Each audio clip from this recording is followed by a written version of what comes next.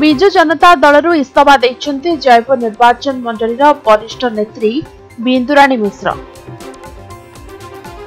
दीर्घ 27 वर्ष हेब से दल में रहितबा बेले पूर्व जिला परिषद सभ्य और काउंसिलर भाव निर्वाचित होते संपर्क तुटाइबा परे नेतांग उपरे बर्षिछन्ति से।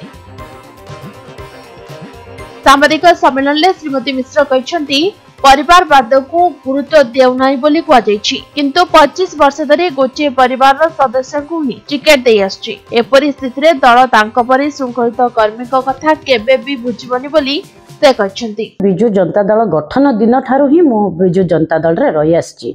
97 रु जेतोले गठन हेतिला से दिन आरंभ करी आज पर्यंत बिजु जनता दल रे माननीय मुख्यमंत्री को नीति आदर्श को अनुप्राणित हुई एवं बिजु जनता दल को भल पाई आज पर्यंत बिजु जनता दल कार्य करी आसुली एवं विभिन्न समय रे बिजु जनता दल तरफ मते टिकट दिया जाइतिला एवं टिकट रे मध्य विजय हासिल करथिली एवं लोकंक पई सेवा करथिली, लोकंक संस्पर्श करथिली एवं आशा करुथिली।